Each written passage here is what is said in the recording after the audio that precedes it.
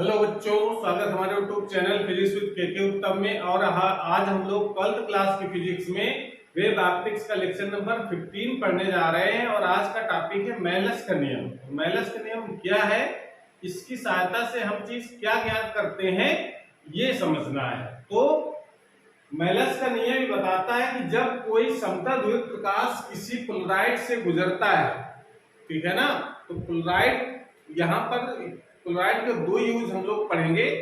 उसी यूज के हिसाब से यानी काम के हिसाब से उसके नाम हो जाते हैं ध्रुवक और विश्लेषक।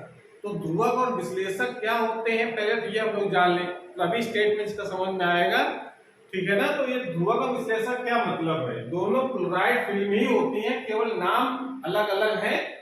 जैसे अगर हम कहते हैं कोई अगर हमारे पास एक प्रकाश है जो अध्रुवित प्रकाश है, इस प्रकार से, और ये जब किसी पोलराइड फिल्म पर गिरता है, ये हमारी क्या है, पोलराइड फिल्म है, और इसमें जो ध्रुवण दिशा है वो उसकी डायरेक्शन इस प्रकार से है। तो इससे जो निर्गत प्रकाश होगा उसमें वैद्युत वेक्टर के कंपन किस दिशा में होंगे। अगर हम इधर से देख रहे हैं तो वैद्युत वेक्टर किस तरफ दिखाई पड़ेंगे, वैद्युत वेक्टर, ये तो हमारा अध्रुवित प्रकाश हो गया, अध्रुवित प्रकाश। तो इसके वही वैद्युत वेक्टर है, इसमें तो सभी संभव दिशाओं में कंपन हो रहा है तरंग चलने की दिशा के लंबवत, लेकिन इसमें वही वैद्युत वेक्टर पार कर पाएंगे जो इस ध्रुवण दिशा के समांतर होंगे। यानी जो ध्रुवण दिशा ऐसे जो कंपन चारों तरफ दिशाओं में हो रहे हैं, वो केवल वही कंपन यहाँ से पार हो पाएंगे जो इस ध्रुवण दिशा के समांतर है, यानी ये वाले कंपन केवल इससे पार होंगे, ठीक है ना, ऐसे समझ में आ रहा है। अब जरा इसके आगे एक और हम क्लोराइड फिल्म रख देते हैं, और उसके भी उसकी जो ध्रुवण दिशा है वो भी इसके समांतर है, ऐसे। तो इससे जो निर्गत प्रकाश होगा वो सारे क्या होंगे, क्योंकि ये जो वैद्युत वेक्टर हो रहे हैं वो इस ध्रुवण दिशा के समांतर है, तो इसको सीधे पार कर जाएंगे, और यहां पर हमको एक अधिकतम तीव्रता का प्रकाश दिखाई पड़ेगा, जितनी प्रकाश की तीव्रता इस पर आपतित हो, जितनी प्रकाश की तीव्रता ये वाली है, ठीक है ना। अगर इसको हम मान लेते हैं I0 है, तो I0 ही हमको यहाँ पर तीव्रता बाहर दिखाई पड़ेगी, ठीक है ना, समझ में आया।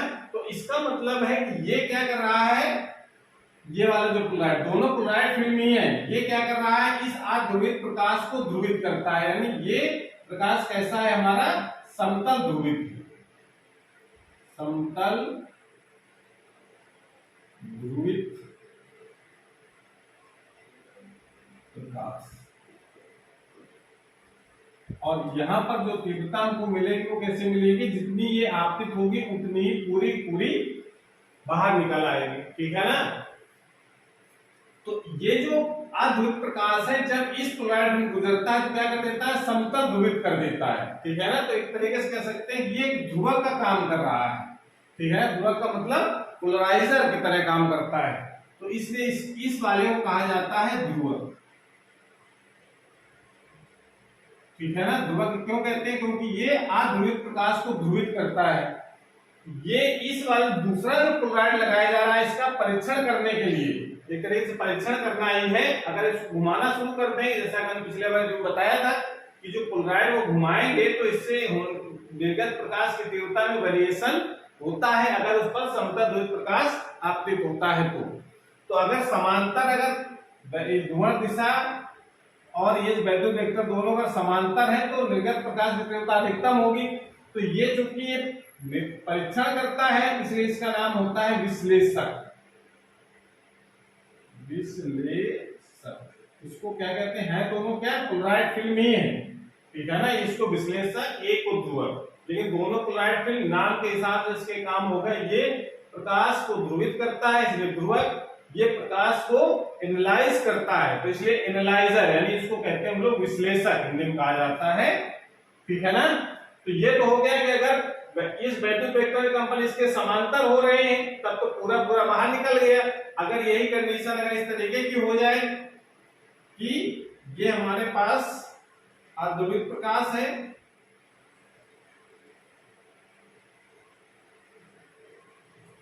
और ये ध्रुवक पर पहले आपतित होता है। तो ध्रुवक क्या करेगा भाई, अध्रुवित अगर प्रकाश आपतित होता है तो इसके वैद्युत वेक्टर के कंपन इस ध्रुवक दिशा के जो समांतर होंगे वो तो इसको पार कर जाते हैं, तो इस तरीके से ये समतल ध्रुवित प्रकाश मिल जाएगा। ठीक है, इसके समांतर आपको खींचना है ध्रुवक दिशा, इसके समांतर लाइन और फिर यहां पर लगाते हैं विश्लेषक। अब विश्लेषक को घुमा करके क्या कर दिया हमने, इसकी ध्रुवण दिशा वैद्युत वेक्टर कंपनों के लंबवत कर दी ऐसे, यानी जब ये इस पर गिरे, जब ये इस पर आपतित हो तो ये बिल्कुल ऐसे हो, यानी ये जो कोण बने यहाँ पर वो 90 डिग्री का होगा। यानी आप समझ लीजिए कि ऐसे ही आपतित होंगे तो ये कोण कितना होगा, 90 डिग्री। समझ में आ रहा है? तो क्या होगा, उस समय इससे जो निर्गत प्रकाश होगा वो सब निर्गत प्रकाश, अगर इसकी तीव्रता अगर आई नॉट मानते हैं तो ये आई नॉट का मान यहाँ पर कितना आ जाएगा, निर्गत प्रकाश 0, कोई प्रकाश निर्गत नहीं होगा, क्योंकि इसके जितने भी ध्रुवक दिशा के लंबवत अगर कंपन आपतित होते हैं तो वो पूरे पूरे अवशोषित कर लेता है, एक कोई भी पार्ट बाहर नहीं निकालता है। तो इसलिए ये कहलाते हैं इस पोजीशन वाले जो क्लोराइड होते हैं कि दोनों परस्पर लंबवत ध्रुवण दिशाएं अगर हैं, एक ध्रुवण दिशा ऐसी दूसरे की, मतलब समझिए कि एक अगर ऐसी है तो दूसरा जो एक अगर ऐसी ध्रुवण दिशा है तो दूसरे कैसी, ऐसे, दोनों इस तरीके से हो, ठीक है ना, ऐसे। तो इसका मतलब है ये कहलाते हैं क्रॉसिक क्लोराइड कहते हैं इनको, कि जब दोनों की ध्रुवण दिशाएं परस्पर लंबवत हो तो क्रॉसिक क्लोराइड, दोनों की ध्रुवण दिशाएं परस्पर समांतर हो तो समांतर क्लोराइड कहलाते हैं। ठीक है, अगर हम ये तो हो गया, चलो लंबवत हो गया, समांतर हो गया, तो इसमें तीव्रता अधिकतम आ जाएगी, जितना मैक्सिमम तीव्रता थी पहले उतनी पूरी पूरी बाहर निकल गई। लेकिन अगर क्रॉसिक क्लोराइड यानी लंबवत रखा है तो तीव्रता 0, अगर इसके बीच की पोजीशन हो, लेकिन ये पहले वाले क्या कह गए हम लोग, ध्रुवक, ध्रुवक, और ये हो जाएगा विश्लेषक।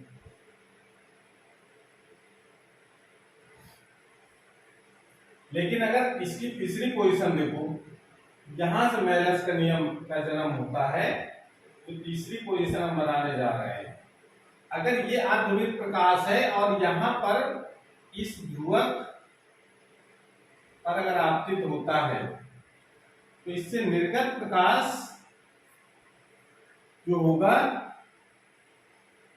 वो भाई यहां से अगर आपतित होगा, ध्रुवक यहां से तो समतल ध्रुवित हमको मिलेगा ही, इसके समांतर वैद्युत वेक्टर कंपन पार कर जाएंगे। अब यहां पर अगर हम एक ऐसा क्लोराइड रखते हैं जो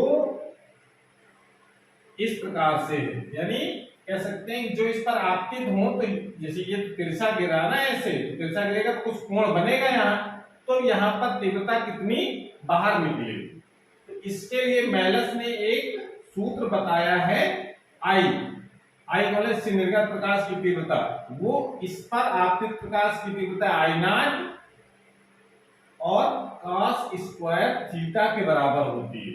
आई नॉट तो कांस्टेंट वैल्यू हो गई जो इसकी थी, यानी जो निर्गत प्रकाश की तीव्रता है वो cos स्क्वायर थीटा के समानुपाती होती है या अनुक्रमानुपाती होती है। तो थीटा क्या है, इस वैद्युत वेक्टर के कंपन तथा विश्लेषक की ध्रुवण दिशा के बीच का कोण है। तो वैद्युत वेक्टर तथा ध्रुवण दिशा के बीच का कोण कह सकते हैं, या ध्रुवक की ध्रुवण दिशा, इसकी जो ध्रुवण दिशा होगी वही वैद्युत वेक्टर कंपन की दिशा होगी। तो इस ध्रुवक की ध्रुवण दिशा या तथा विश्लेषक की ध्रुवण दिशा के बीच को कोण को भी थीटा कह सकते हैं। तो ये हमारा क्या है, ध्रुवक, और ये है हमारा विश्लेषक।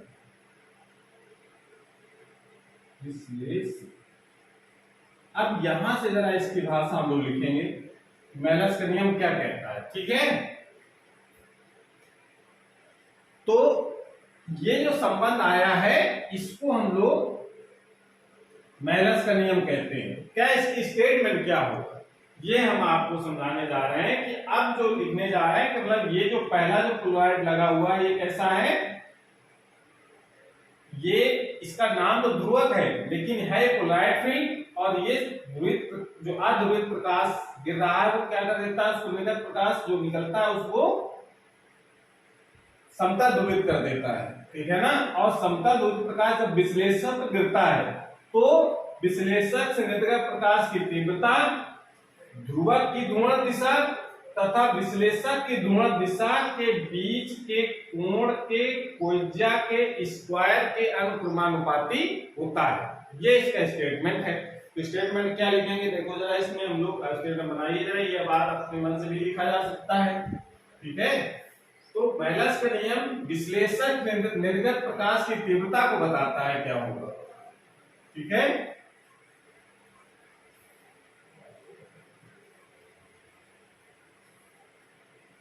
तो क्या लिखेंगे इस नियम के अनुसार, जब ध्रुवक से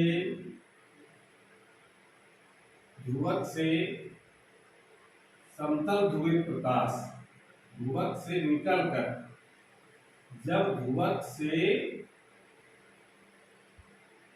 निकलकर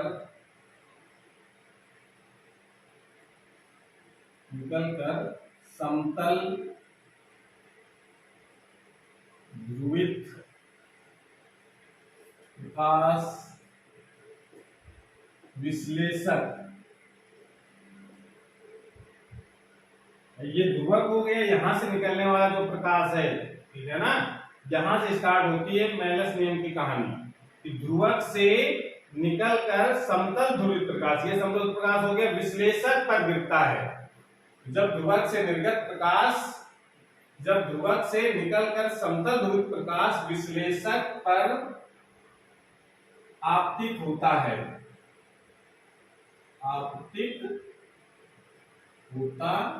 या गिरता है तो भी लिख सकते हैं, आपतित होता है, तो विश्लेषक से निर्गत प्रकाश की तीव्रता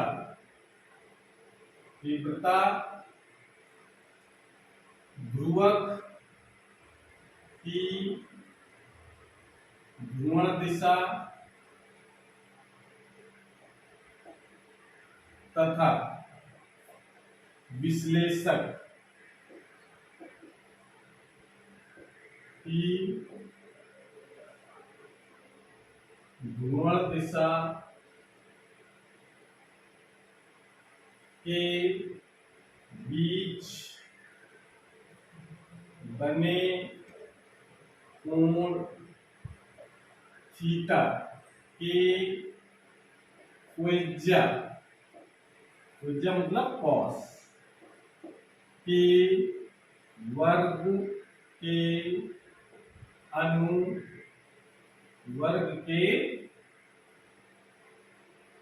अनुक्रमानुपाती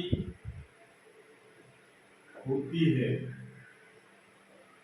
ये इसका स्टेटमेंट लिखेंगे हम लोग, जब ध्रुवक से निकलकर समतल ध्रुवित प्रकाश विश्लेषक पर आपतित होता है तो विश्लेषक से निर्गत प्रकाश की तीव्रता ध्रुवक की ध्रुवण दिशा, यानी इसकी जो दिशा है, या कह सकते हैं कि समतल ध्रुवित प्रकाश के वैद्युत वेक्टरों के कंपन की दिशा, यहां आ सकता है, तथा विश्लेषक की ध्रुवण दिशा के बीच बने कोण थीटा, जो कोण थीटा बन रहा है, यानी ये अगर सीधे इस पर गिरेगा तो ये जो कोण कितना बनेगा, यहां पर देखो ऐसे, ये जो कोण बन रहा है, ये कोण थीटा और आ रहा है, कोण थीटा के त्रिज्या यानी कॉस के वर्ग के अनुक्रमानुपाती होती है।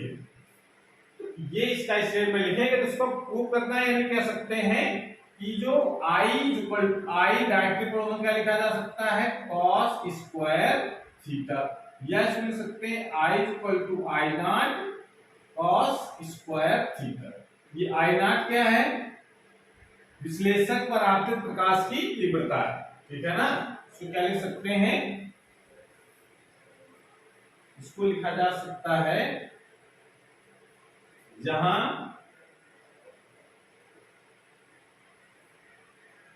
I0 विश्लेषक विश्लेषक पर आपतित समतल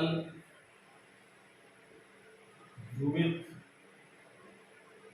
प्रकाश की तीव्रता, ये लिख सकते हैं। ये स्टेटमेंट इसको है, इसको प्रूव भी करना है कि cos स्क्वायर थीटा के अनुपाती क्यों होता है, cos थीटा के अनुपाती क्यों नहीं होता है। ठीक है ना भाई। अगर हम ये देखें कि थीटा का हमने भी चित्र बनाया था कि अगर ये ध्रुवक हो गया, ठीक है ना, ये मान लो ध्रुवक हो गया और ये हो गया विश्लेषक, इनके बीच का कोण अगर ये दोनों समांतर है अगर ऐसे, तो बीच का कोण कितना होगा भाई, ये ध्रुवक है हमारा, ये विश्लेषक है, बीच का कोण कितना होगा 0 अंश भाई, समांतर होने का थीटा 0 का मतलब cos 0 1, तो केवल I नॉट बचेगा, यानी जितना प्रकाश इससे निकल रहा है I नॉट वो पूरा का पूरा इधर पार कर जाएगा। ठीक है ना। और अगर ये थीटा का मान यहाँ 90 हो जाए, 90 होने का मतलब इस विश्लेषक बिल्कुल लंबवत हो, ये दोनों एक दूसरे पर लंबवत ऐसे हो, तब क्या होगा 90 हो जाएगा थीटा, और थीटा 90 हो जाएगा तो cos 90 होता है 0, तो यहाँ से निर्गत प्रकाश की तीव्रता 0 हो जाएगी। तो ये इसका मतलब जो हम लोगों ने देखा प्रैक्टिकली वो ये फॉलो करता है फार्मूला। ठीक है ना। तो अब यह प्रश्न ये उठता है कि स्क्वायर क्यों लगा दिया, अगर हम स्क्वायर नहीं लगाते तब भी ये चीज दिखाई पड़ता, तो क्यों लगाया गया इसका, तो इसको प्रूव करें तो पता चलेगा। ठीक है ना, कि क्यों स्क्वायर लगा दिया गया है, तो इसको नोट कर लीजिए, स्क्वायर लगाइए इसके ऊपर, नोट कर लिया।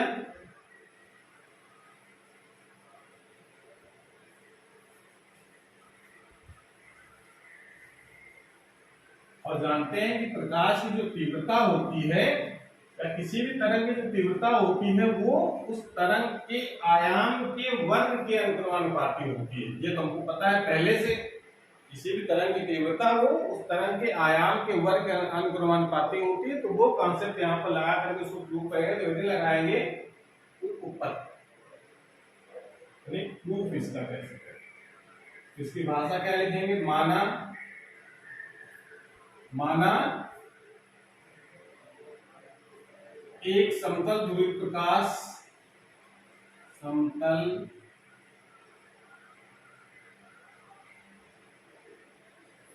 ध्रुवित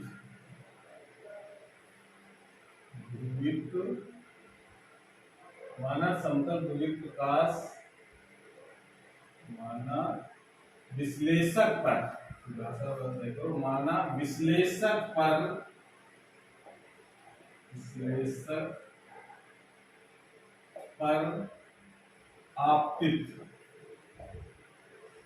पर आपतित समतल ध्रुवित प्रकाश के वैद्युत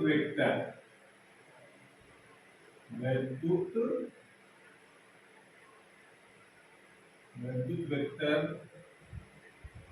के कंपन का आयाम ये हमारी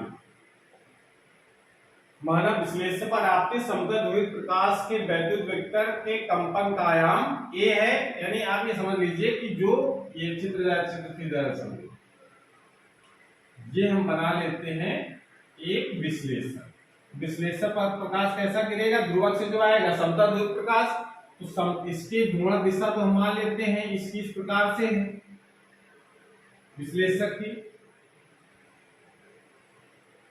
और इस पर जो कंपन आ रहे हैं वो इस तरीके से आ रहे हैं, सपोज ऐसे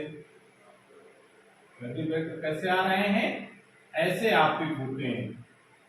जो आपतित होंगे तो जब यहाँ पर जब गिरेंगे तो इसके कंपन का आयाम कितना होगा, यानी यहाँ पर वैद्युत वेक्टर जैसे गिरेगी तो इसका जो आयाम होगा वो आयाम कितना हो जाएगा, 1, ये हमने मान लिया। ये इसकी डायरेक्शन हो गई, और ये जो कोण है वो है थीटा। तो जो दिशा क्या होगी, तथा दिशा तथा इसकी दिशा, इसकी मतलब कंपन की दिशा, तथा इसकी मतलब कंपन की, इसकी दिशा विश्लेषक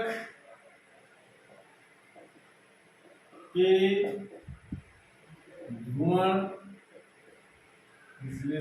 ध्रुवण दिशा से थीटा कोण बनाती, ये दिशा हमने यहां पर मान लिया, ठीक है ना, समझ आ रहा है। ये तो कहां से प्रकाश आ रहा है, ये विश्लेषक ध्रुवक से, ये ध्रुवक से प्रकाश आ रहा है और ये विश्लेषक पर आपतित होता है। ये क्या है हमारा विश्लेषक, यानी क्लोराइड फिल्म है, इसका नाम है विश्लेषक। विश्लेषक परावर्तित होता है। अब इसका आयाम हमने ए मान लिया, तो अब एक जो आयाम है इसको दो घटकों में विभाजित करेंगे, एक ध्रुवण दिशा के समांतर, एक ध्रुवण दिशा के लंबवत। ये दो घटकों में इसको विभाजित किया जाएगा, यानी इस दिशा में विभाजित करेंगे और इस दिशा में विभाजित करेंगे, ऐसे दो घटकों में विभाजित करते हैं। तो आगे सकते हैं कंपन के आयाम ए को दो घटकों में वियोजित करते हैं।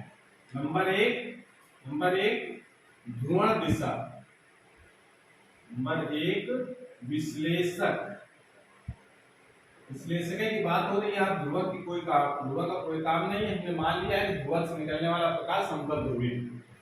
विश्लेषक की ध्रुवण दिशा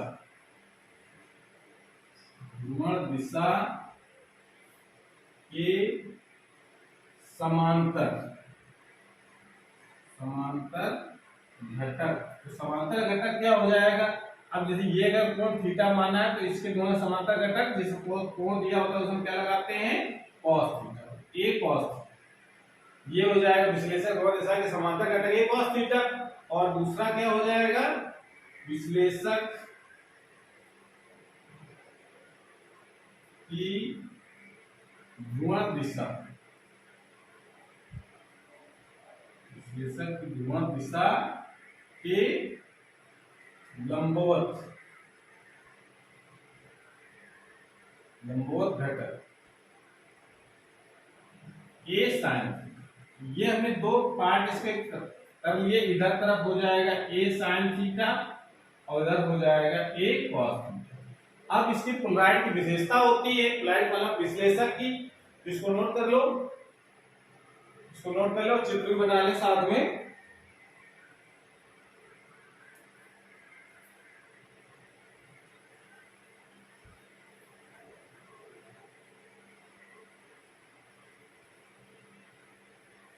अब इसकी विशेषता क्या है, दो घटक तो कर लिए, लेकिन जो राइड होता है, विश्लेषक होता है, वो केवल ध्रुवक दिशा के समांतर घटकों को ही पार करता है। तो जो समांतर घटक जो आया है निकाल, इसको तो पार करेगा बाहर इस तरफ, ठीक है ना। इसका जो घटक इस तरफ जो होगा, इस तरफ घटक कौन सा मिलेगा हमको, ए कॉस थीटा।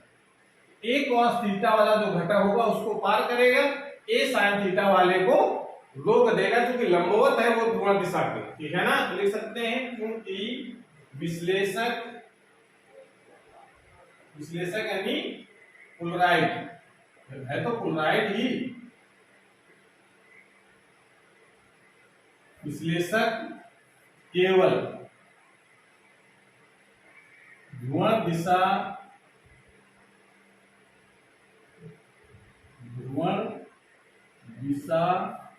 के समांतर, राइट, केवल ध्रुवण दिशा के समांतर वैद्युत वेक्टर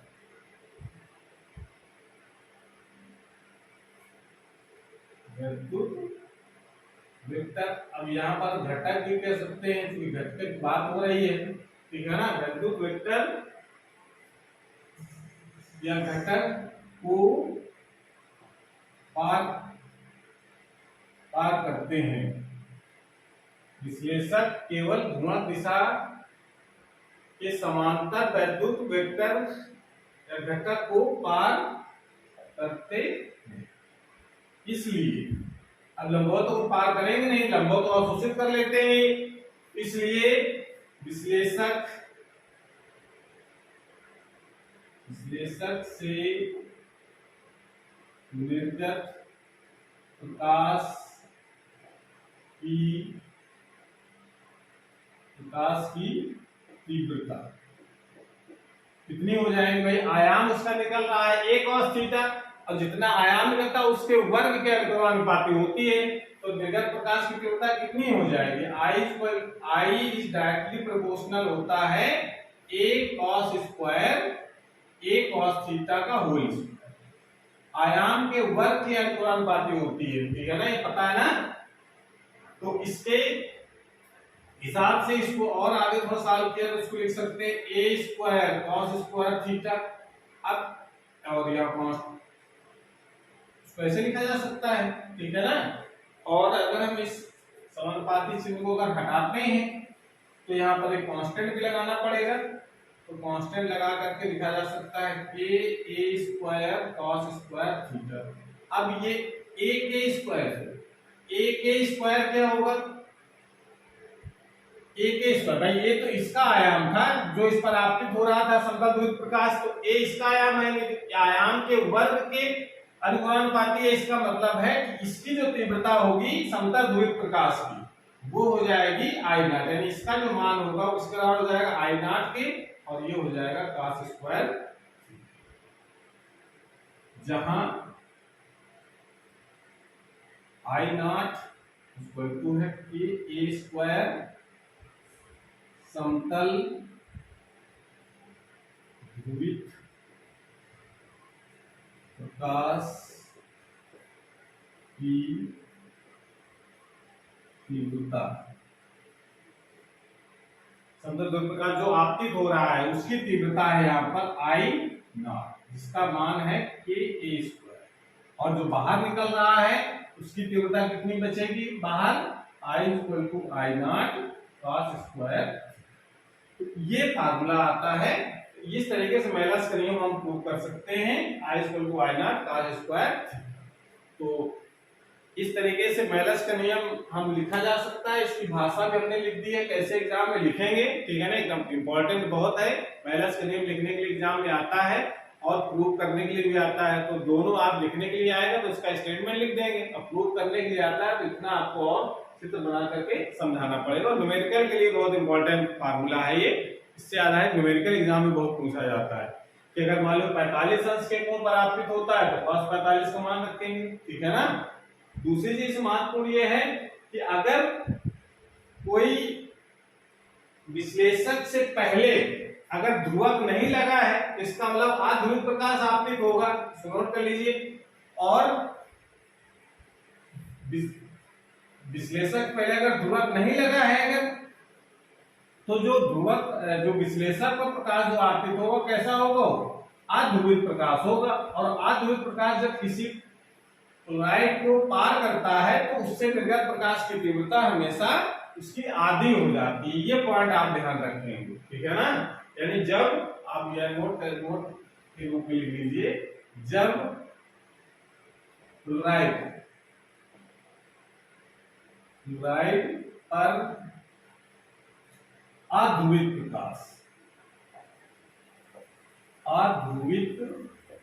प्रकाश आपतित होता है तो निर्गत प्रकाश की तीव्रता I इक्वल टू होता है, या निर्गत प्रकाश I डैश, वो होती I अपॉन I का मतलब जो अध्रुवित प्रकाश की तीव्रता है। जहां आई अध्रुवित प्रकाश की तीव्रता। ये पॉइंट आपको ध्यान रखना। कहने का मतलब ये है कि अगर कोई भी अध्रुवित प्रकाश किसी भी क्लोराइड पर अगर आपतित होता है तो अगर इसकी तीव्रता अगर आई है तो इससे निकलने वाला जो प्रकाश होगा वो ध्रुवित तो हो जाएगा, ठीक है ना, और ध्रुवित हो जाएगा, लेकिन जो ध्रुवित प्रकाश की जो तीव्रता होगी वो आई डैश का जो मान होगा वो I/2 के बराबर होगा। ये आप कहने का मतलब हमारा ये है। उसका कारण ये है कि जो मैलस के नियम के अनुसार, क्योंकि मैलस का नियम ये कहता है कि I होता है I0 cos square theta. cos square theta का औसत जो मान होगा भाई, इसमें अध्रुवित प्रकाश गिरेगा इस पर, उसका औसत निकालेंगे, ठीक है ना। तो अब लिख सकते हैं cos स्क्वायर थीटा का औसत मान 1/2 होगा। इसलिए हम cos स्क्वायर थीटा के 1/2 लिख देंगे, तो यहां पर जो तीव्रता आएगी वो इसकी आधी हो जाती है। जो तीव्रता यहाँ पर, ये तीव्रता प्रकाश आई, ये कौन सा प्रकाश हम लिख रहे हैं, अध्रुवित प्रकाश। लेकिन अगर अगर ध्रुवित प्रकाश अगर आपतित होता है तो फिर हम मैलस का नियम लगाएं, कितने कोण पर आपतित हो वहां थीटा का मान रखा जाएगा। यहाँ कोई थीटा तो आएगा नहीं भाई, इसमें तो सभी संभव दिशाएं जितने हैं सब यहाँ प्रकाश गिर रहा है, तो थीटा का यहाँ पर औसत निकालेंगे तो cos स्क्वायर थीटा का औसत मान 1/2 होता है। ये मैथमेटिक्स के हिसाब से हम लोग जानते हैं। तो इस प्रकार से ये बात आपको ध्यान रखना है, अगर क्लोराइड पर अध्रुवित प्रकाश आपतित हो, निर्गत प्रकाश की जो तीव्रता है वो आपतित प्रकाश की आधी होती है, ठीक है ना। और अगर ध्रुवित प्रकाश अगर आपतित होता है किसी क्लोराइड पर तो उससे निर्गत प्रकाश की तीव्रता हम मैलस के नियम से ज्ञात करेंगे। तो मैलस का नियम तभी लगता है जब किसी क्लोराइड पर समतल ध्रुवित प्रकाश आपतित हो, उससे निर्गत प्रकाश की तीव्रता ज्ञात करनी हो। बात समझ में आ गया। और थीटा ध्यान रखेंगे, ये आपतित जो वैद्युत वेक्टर के कंपन है उसकी दिशा और विश्लेषक की ध्रुवण दिशा के बीच का कोण होता है, समझ आ रहा है। या अगर दो क्लोराइड रखे हुए हैं, ध्रुवक और विश्लेषक, तो ध्रुवक और विश्लेषक की ध्रुवण दिशाओं के बीच का कोण होता है थीटा, ठीक है ना। बस इस बात को ध्यान रखेंगे तो इसके सारे न्यूमेरिकल लग जाएंगे, ठीक है। तो आज की क्लास हमारी पर समाप्त होती है। अगली क्लास में हम लोग एक नए टॉपिक के साथ आएंगे। तब तक के लिए पढ़ाई करते रहिए। Thank you.